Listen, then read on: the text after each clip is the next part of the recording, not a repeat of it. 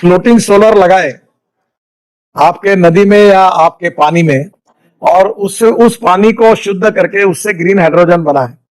तो floating solar से green hydrogen बनाएगा तो बंगाल में आपकी गाड़ियां, ट्रक, बसेस चलेगी। अभी जर्मनी में एक गाड़ी रेलवे 1000 किलोमीटर ग्रीन हाइड्रोजन पे चली, हवाई जहाज चल सकते हैं। तो मुझे लगता है कि आपके पास पानी बहुत है, नदियां बहुत है, समुन्दर है, उसी पानी को थोड़ा शुद्ध करके फ्लोटिंग प्लेटफॉर्म पर आप उधर एक सोलर प्लेटफॉर्म और सोलर के फ्लोटिंग प्लेटफॉर्म होंगे, और फ्लोटिंग प्लेटफॉर्म पर आपकी यूनिट लग जाएगा किसी छोटे जहाज में, और उधर से ग्रीन हाइड्रोजन तैयार होके आपके यहाँ तैयार करेंगे तो और कॉस्ट कम हो सकती है। हमने 205 प्रपोजल्स ये रोपवे, केबल कार और फेनिकुलर रेलवे के स्वीकार किए, ये भी हमने किए।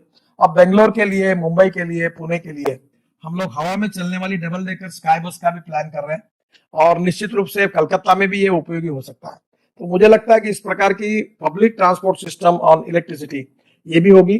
वर्ल्ड फेमस रिलीजियस जो हमारे सेंटर है, केदारनाथ, हेमकुंड साहिब, गुरुद्वारा, नीलकंठ महादेव टेम्पल ऋषिकेश में, हनुमानगढ़ी टेम्पल नैनीताल में, Trimbakeshwar temple Nashik, development of international station, बस पोर्ट्स, इंटरनेशनल बस बोर्ड के साथ हम पार्किंग प्लाजा भी बना रहे हैं। वाराणसी में, नागपुर में, कटरा में, तिरुपति में ये बना रहे हैं।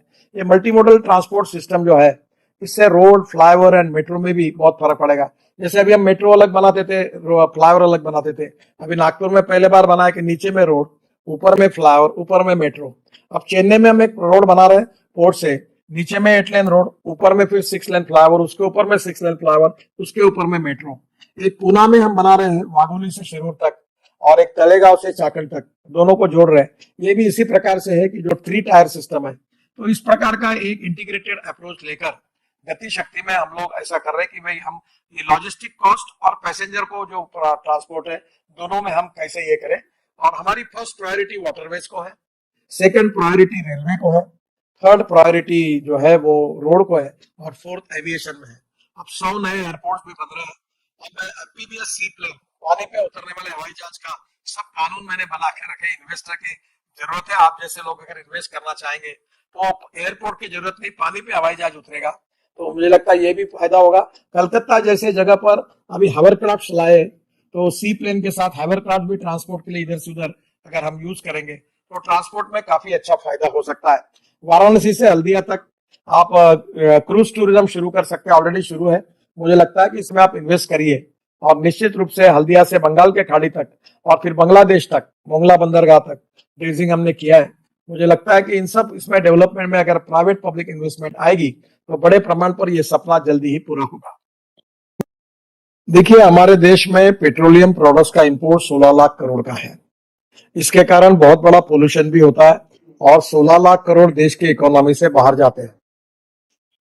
तो मेरा आपसे एक सुझाव है कि इसमें सबसे इंपॉर्टेंट चीज ये है कि ये समुंदर है, और मैं ये चाहता हूं कि diversification of agriculture towards energy and power sector. तो हमारे देश में गन्ना बहुत लगता है, तो हम गन्ने के जूस से इथेनॉल बनाते हैं, फिर सी मोलाइसिस से इथेनॉल बनाते हैं, बीवी मोलाइसिस से इथेनॉल बनाते हैं।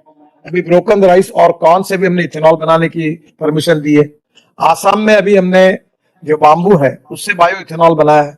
अभी हमने पानीपत में इंडियन ऑयल ने पराली जो जलाते जिससे पोल्यूशन था, उससे हमने 1 lakh litre ethanol per day और 150 टन बायोबिट्यूमेन बनाया। तो हम लोग import substitute, cost effective, pollution free और indigenous.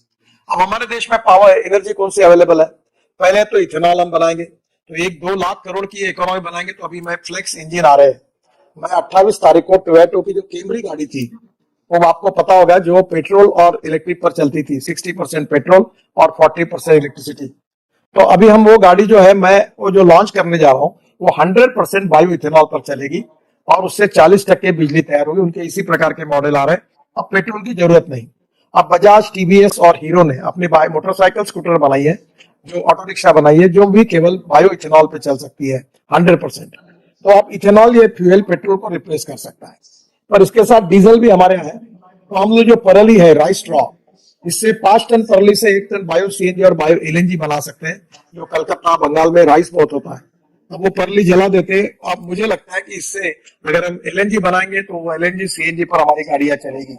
LNG is the fuel for the future. अभी मैंने 15 दिन पहले पुणे में एक ट्रक एलएनजी का लॉन्च किया, जो एक इसमें एक बायोबैग फिलिंग में 1400 किलोमीटर चलता है। तो आप समझ लीजिए कि उसकी कॉस्ट 100 रुपए के डीजल के बजाय 40 रुपए का एलएनजी लगेगा, 50 से 60 रुपए की बचत होगी।